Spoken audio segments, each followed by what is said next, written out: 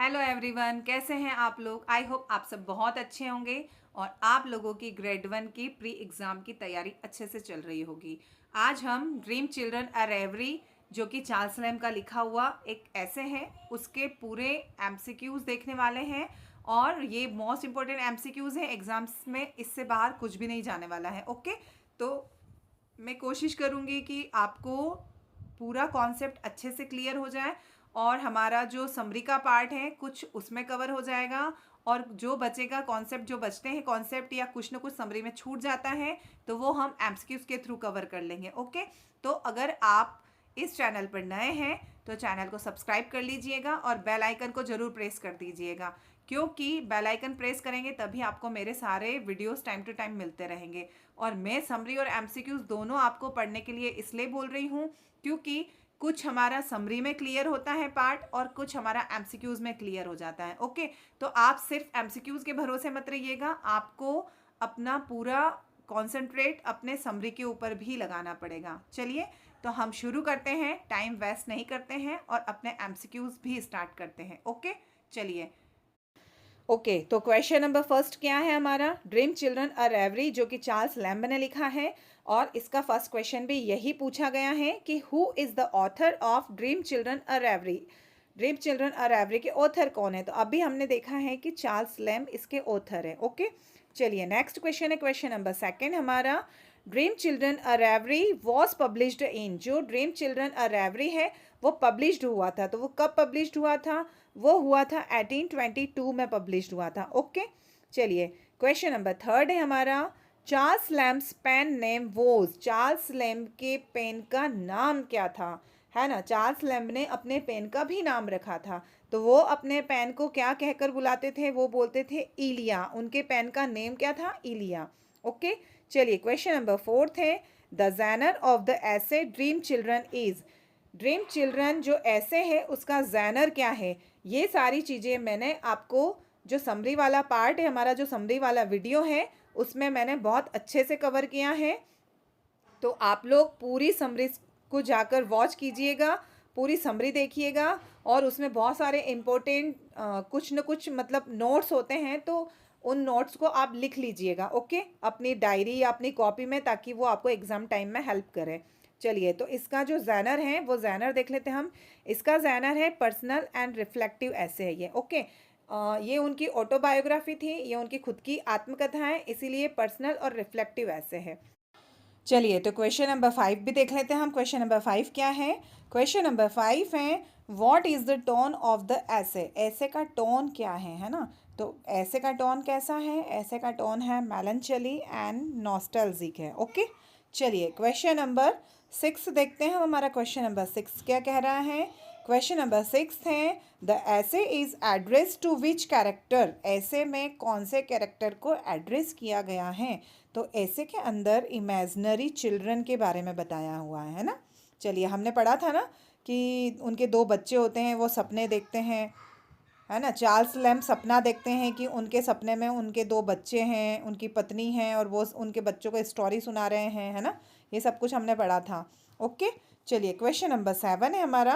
Question number 7 क्या है, name of the imaginary children in the ऐसे आर। इस ऐसे में जो इमेजिनरी चिल्ड्रन बताए हैं, जो चार्ल्स लैम्ब के सपने में जो बच्चे थे, उन बच्चों के नेम क्या हैं। तो हमने पढ़ा था कि जॉन और एलिस। जॉन उनका बड़ा बेटा था और एलिस उनकी छोटी बेटी थी। ओके, चलिए क्वेश्चन नंबर 8 देख लेते हैं हम। क्वेश्चन नंबर 8 क्या है, एलिस इन द ऐसे रिप्रेजेंट। जो एलिस हैं वो ऐसे में, एलिस किसको बताया गया है ना। एलिस के बारे में बताया है ना हमको ऐसे में, तो ऐसे में वो एलिस कौन थी, तो वो थी चार्ल्स लव्ड थी, है ना, बिलव्ड थी वो उनकी। चार्ल्स लैम्ब जो थे वो उनकी प्रेमिका थी। ओके, चलिए क्वेश्चन नंबर 9 है हमारा। क्वेश्चन नंबर 9 क्या है, जॉन लैम्ब। ये जो एल है ना, एल के यहाँ पे जो फिलअप दिया हुआ है तो इसको आप लैम्ब पढ़िएगा। ओके, चार्ल्स लैम्ब थे ना, वैसे ही जॉन लैम्ब है ये। तो जॉन लैम्ब कौन थे, है ना। ऐसे में जॉन लैम्ब को सिंबलाइज किया है, तो वो कौन थे, तो वो थे चार्ल्स ब्रदर थे, है ना। चार्ल्स चार्ल्स लैम्ब के भाई थे वो, है ना। चलिए क्वेश्चन नंबर 10 देख लेते हैं हम। क्वेश्चन नंबर 10 क्या है हमारा, what happen to John Lamb. John Lamb जो कि चार्ल्स लैम्ब के भाई थे, उनके साथ में क्या हुआ था। तो वो जवान जो था, जब जवान थे ना, वो चार्ल्स लैम्ब के भाई जॉन लैम्ब जब जवान थे तब उनकी मृत्यु हो जाती है। ही डाइड यंग, है ना, उनकी डेथ हो गई थी जब वो जवान थे तब। नेक्स्ट क्वेश्चन हमारा question number 11, which theme is central in the ऐसे। ऐसे की हमारी सेंट्रल थीम क्या है ना, इस ऐसे में सेंट्रल थीम क्या बताइए, कौन सी है। तो इस ऐसे की सेंट्रल थीम है रिग्रेट एंड मेमोरी, है ना। वो क्या करते हैं, अपनी यादों को ताज़ा करते हैं और पश्चाताप करते हैं, है ना। चलिए क्वेश्चन नंबर 12 है हमारा। क्वेश्चन नंबर 12 क्या है, who is grand mother filled in the ऐसे। ऐसे में जो ग्रैंड मदर फिल्ड बताई है वो ग्रैंड मदर कौन है ना, वो कौन थी। तो वो चार्ल्स लैम्ब की रियल ग्रैंड मदर थी वो, है ना। वो चार्ल्स लैम्ब अपनी ही खुद की दादी के बारे में बताते हैं। ओके, चलिए क्वेश्चन नंबर 13 क्या है हमारा। क्वेश्चन नंबर 13 है, what kind of house did grand mother field live in. जो ग्रैंड मदर थी फिल्ड, वो लिव करती थी, मतलब कहाँ रहती थी वो, है ना, कौन से हाउस में रहती थी, या घर जो था वो किस प्रकार का था। तो वो घर था एक पैलेस था, वो एक महल था वो, है ना। कैसा घर था वो, एक बहुत बड़ा महल था वो। ओके, चलिए क्वेश्चन नंबर 14 है हमारा। क्वेश्चन नंबर 14 क्या है, व्हाट इमोशंस डोमिनेट्स द ऐसे एंडिंग। एंडिंग में कौन से इमोशंस को दिखाया गया है।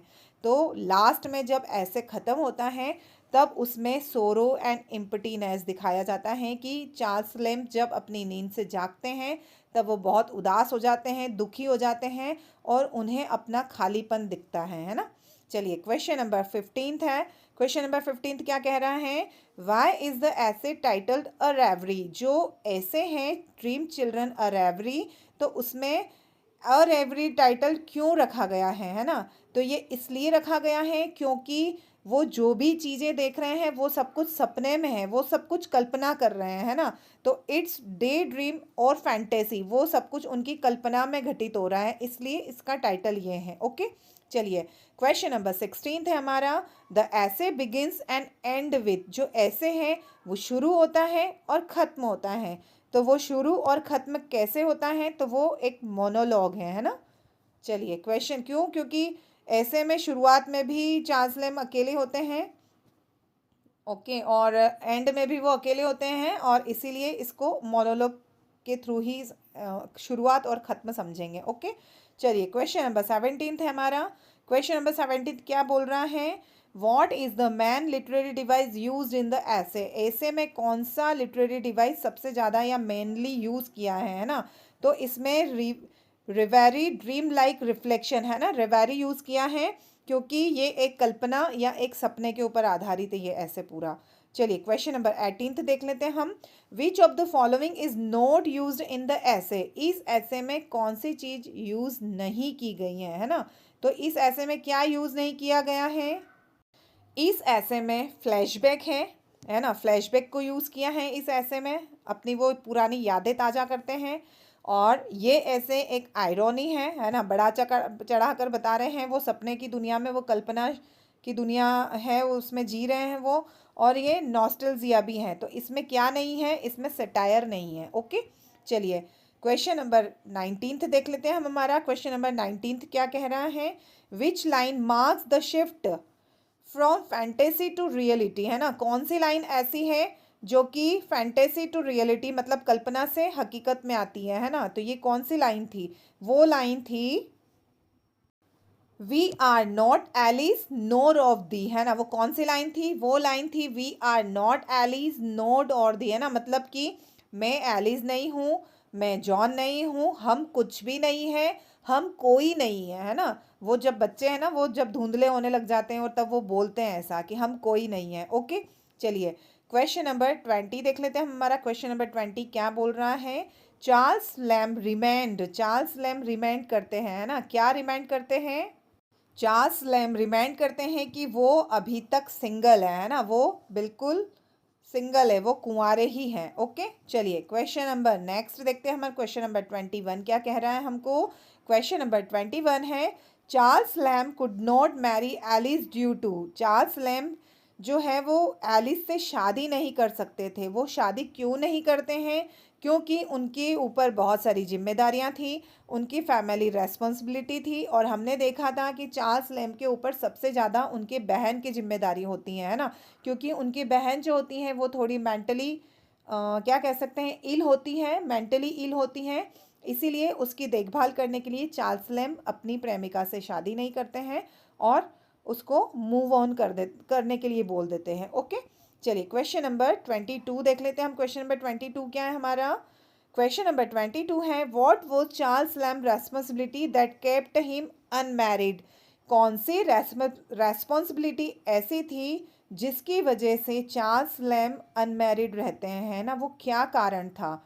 तो वो अभी मैंने आपको बताया है कि taking care of his sister Mary, वो अपनी बहन मेरी लैम्ब की केयर करते थे, उनकी देखभाल करते थे, इसीलिए वो शादी नहीं करते हैं। ओके, चलिए क्वेश्चन नंबर 23 है हमारा। क्वेश्चन नंबर 23 क्या कह रहा है? द ऐसे रिफ्लेक्ट्स लैम्ब्स, है ना, ये जो ऐसे हैं वो रिफ्लेक्ट्स कर रहा है, वो लैम्ब्स के क्या रिफ्लेक्ट्स कर रहा है ना, तो वो क्या रिफ्लेक्ट्स कर रहा है?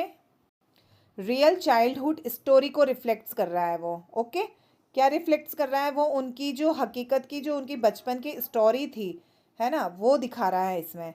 चलिए क्वेश्चन नंबर 24 है हमारा।